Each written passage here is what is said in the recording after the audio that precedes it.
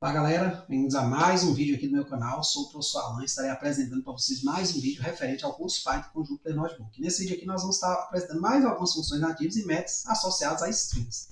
Esse aqui é o nosso vídeo parte 5 sobre essas funções e métodos, né? Vai ser o nosso vídeo final, né? Onde nós acreditamos aí ter colocado praticamente todas as funções aí referentes a strings, né? Pelo menos que tenha até o momento aí no Python. No próximo vídeo eu vou mostrar para você como consultar as funções associadas a um objeto, funções e métodos, tá certo? Então, gente, continuando aqui, nós temos nosso primeiro método, o método splitlines. Né? O que esse método faz? Divide um string em uma lista de linhas separadas por quebra de linha. Então, nesse caso aqui, ó, eu tenho a string hello /n word. Se eu imprimir essa string, né, ela vai o quê? Esse /n funciona como uma quebra de linha, um salto de linha.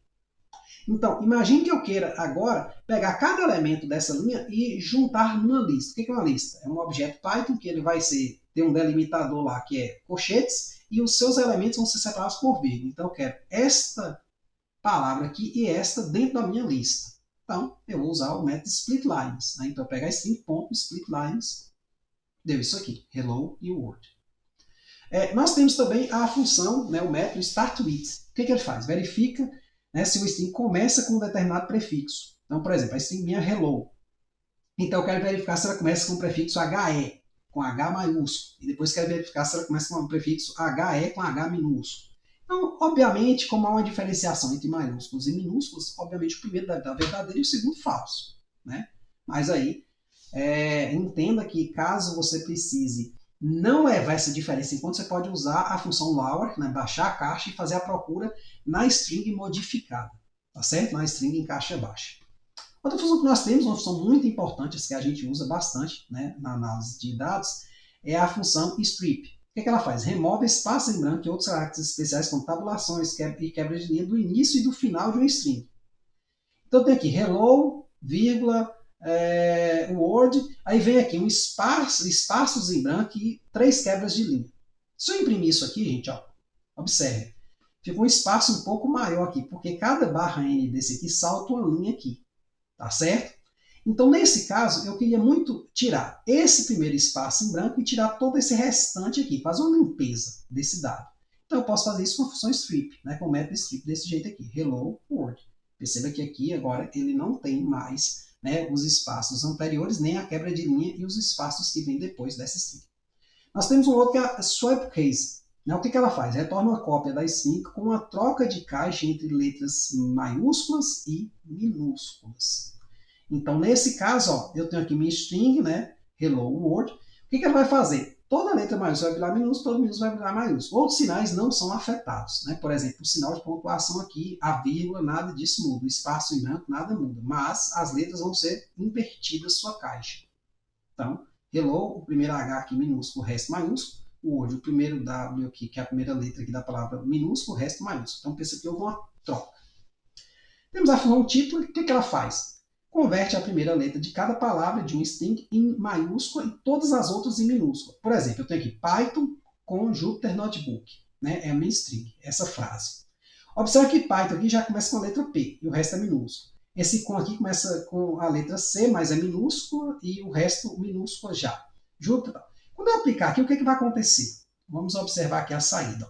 Então, todas as palavras tiveram a primeira letra maiúscula e o restante minúsculo. Então, observe que esse K aqui, ó, que estava maiúsculo, ele ficou o quê? Minúsculo. É a forma de tipo. Tá certo? Nós temos a função translate, que meio que a gente já fez um exemplo com ela, só que falando da função makePrance, que é uma função que cria um dicionário e a translate faz a tradução. Então, essas funções, elas normalmente trabalham em conjunto. Tá certo? Então, aqui, ó, retorna uma cópia da string onde determinados caracteres são substituídos de acordo com a tabela de tradução. Então, primeiro aqui eu crio a tabela de tradução, né? Ou seja, a string é hello world. Então, eu vou criar uma tabela de tradução onde o símbolo L, né, o caractere L e o caractere O serão trocados por 1 e 2 respectivamente. Então, todo L vai virar 1, todo O vai virar 2. Tá certo? A forma de fazer isso é str.makeTrans. Né? Então, aqui eu estou fazendo a tabela de tradução. Tá certo? E guardando aqui em Translate um tab. Posso até imprimir ela, vou até criar aqui uma linha para a gente botar print, né? Translate tab, para a gente ver depois. Então, vou executar aqui ele vai ler a string e vai criar a tabela de tradução. Aqui eu vou imprimir essa tabela de tradução. Aí aqui ele deu um formato assim, que não é um formato que a gente possa identificar muito fácil. Se eu não me engano aqui deve ser as codificações ARCE, certo? Dessas coisas. Aí eu não vou entrar muito em detalhe. Mas assim, a tabela de tradução é uma coisa. Foi criado esse objeto, certo? Só que a gente vai usar o quê? A gente vai pegar a string traduzida, ou seja, a translated string, ela vai ser string.translate com base na tabela de tradução, tá certo? E aí aqui, de fato, é o que a gente espera que saia, ó. HE 2, ou seja, os L's viraram 1, né? O O virou 2, aqui o O virou 2 e o L virou O1, tá vendo? Então, perceba como funciona. Claro que aqui eu imprimi a tabela de tradução, talvez esteja em alguma codificação, a gente não vai necessariamente utilizar ela, tá certo? Assim, diretamente, né? Porque o que a gente quer ver, no final dos contos, é a tradução propriamente dizendo, beleza? Mas aí fica a curiosidade, você imprimiu esse objeto, saiu isso, tá certo?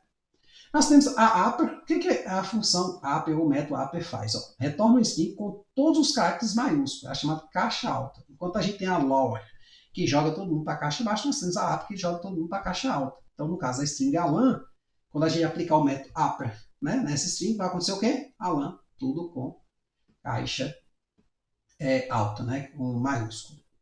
Temos a zfill para fechar, né? Ela preenche a string com zeros à esquerda até atingir uma largura especificada. Por exemplo, eu tenho esse string aqui A. Tá? Zfill string, né, que vai ser a string completada o quê? Com 5 zeros. Né? Então, eu vou pegar a string, que é a minha string aqui, ponto zfill. E 5 vai ser 5 zeros vão ser completados. E vou imprimir a minha zfilled string. Tá certo? Então, pronto. Aí, claro, nesse caso aqui não foram 5, né? Ele completou até dar 5, né? Dava aí. Preencha a string com zeros até atingir uma largura. Pronto, a largura aqui é 5, então até atingir. Então, se eu jogar aqui, por exemplo, a lan desta forma, não aparece nenhum zero. Agora, se faltar um n aqui, ó, vamos botar aqui, ó, apareceu um zerinho. Então, ele funciona desta forma, beleza? Eu vou até colocar assim, acho que fica melhor para a gente compreender, certo? Ou melhor, né? Vamos fazer assim, string 1, como eu já fiz anteriormente, né? É sempre bom a gente deixar essas anotações. String 2, string 3. Então, aqui eu vou botar só a letra A mesmo. Aqui botar a letra faltando 1 e aqui N. Botar aqui 5, né? Então, nesse caso, ó, quando eu tiver aqui a zstring 1, opa. Vamos chamar aqui de 1, vamos pegar a string 1, vamos copiar todas elas, ó. Vamos fazer aqui, deixar um pouquinho de preguiça. Então, eu vou botar aqui 2 e 2, então a gente vai ver a alteração em todas elas. Aqui é a terceira, né? Então, é importante que você faça isso, viu, gente? Porque, às vezes, a gente não estuda completamente uma função e não sabe como é que ela foi pensada pelo programador, porque isso aqui funciona dessa forma de maneira assim direta de se ver, não. Então, às vezes, né, você tem que entender como é que o programador está pensando, porque na hora que você for fazer um código, você tem que usar a função do jeito que você quer que ela funcione. Então, tem funções que não funcionam muito bem parecidas com o que a gente quer, porque ela serviu para outro propósito, né? Aí a gente tem que fazer alguma adaptação. Então, observe aqui, ó, no primeiro caso foi colocado 4 zeros, porque o tamanho dela era só 1, no segundo só 1, porque o tamanho já era 4, então completou só com 1, nesse aqui não completou com nada. Qualquer coisa maior que 5 não completa com nenhum zero. Beleza? Então é isso aí, espero que vocês tenham entendido, espero que tenham gostado. Muito obrigado, gente. Até a próxima.